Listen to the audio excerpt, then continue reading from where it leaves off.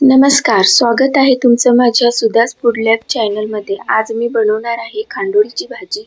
Vidarbha special आणि Khandesh special सुद्धा आहे असं मी ऐकलं.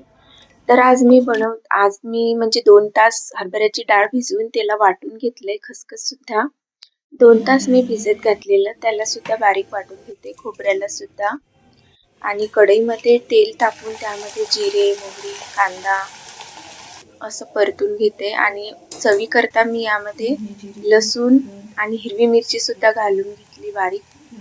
हळद, तिखट घालून घेते, धने जिरे पूड आणि थोडा गरम मसाला सुद्धा आपल्याला घालून घ्यायचा आहे.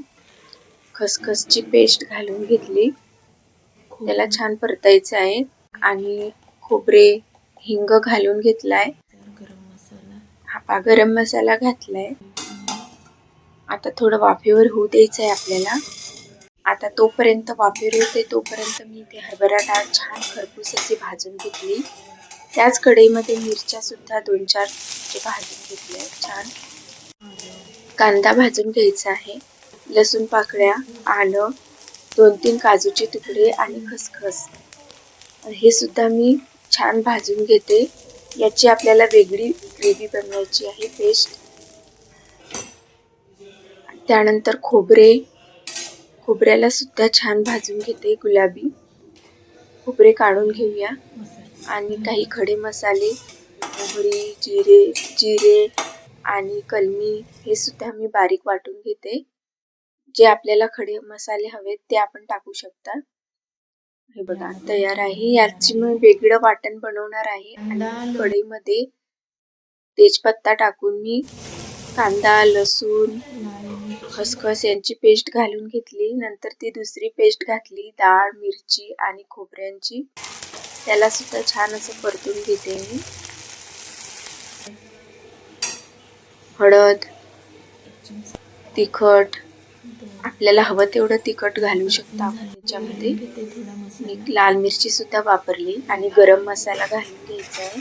छान असं परतून घ्यायचं आहे तेल सुटेपर्यंत गोळ्याला. थोडं पाणी मिक्सर विसळून घेतलंय.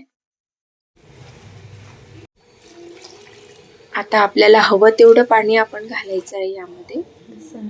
इथे आपलं सारण सुद्धा गार झाले. हे बघा आता मी बेसन पीठ भिजवून घेते. त्यामध्ये हळद आणि तिखट आणि मीठ पाणी घालून आपल्याला गुठळ्या होऊ द्यायच्या नाही. छान असं स्मूथ बॅटर बनवायचं आहे. असं कांद्याला तेल लावून घेते. कांद्याने तेल लावलं तर तेल कमी लागते आणि आपल्याला असे आयते बनवून घ्यायचे आहेत. जेवढे मोठे हवे तेवढे. तुम्हाला हवं तरी तुम्ही सारण भरून साईड दुमडून सुद्धा यामध्ये अशी खांडोळी तयार करू शकता, जेणेकरून सारण बाहेर येणार नाही, सांडणार नाही. ते मी तुम्हाला शेवटून दाखवलेलीच आहे. हे बघा अशी सुद्धा बनवू शकता. असे सर्व आयते मी तयार करून घेत आहे.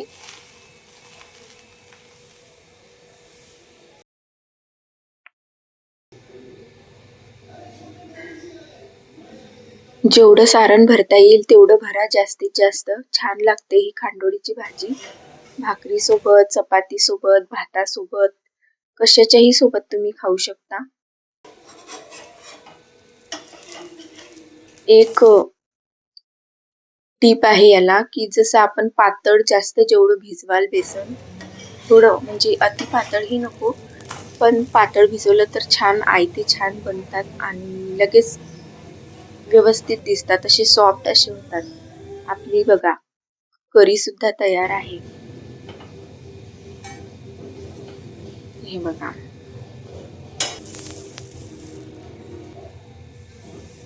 तुम्हाला माझे व्हिडिओ जर आवडत असतील तर माझ्या व्हिडिओला लाईक, सबस्क्राईब आणि शेअर करायला विसरू नका. व्हिडिओ पूर्ण बघितल्याबद्दल आपले सर्वांचे मनापासून धन्यवाद.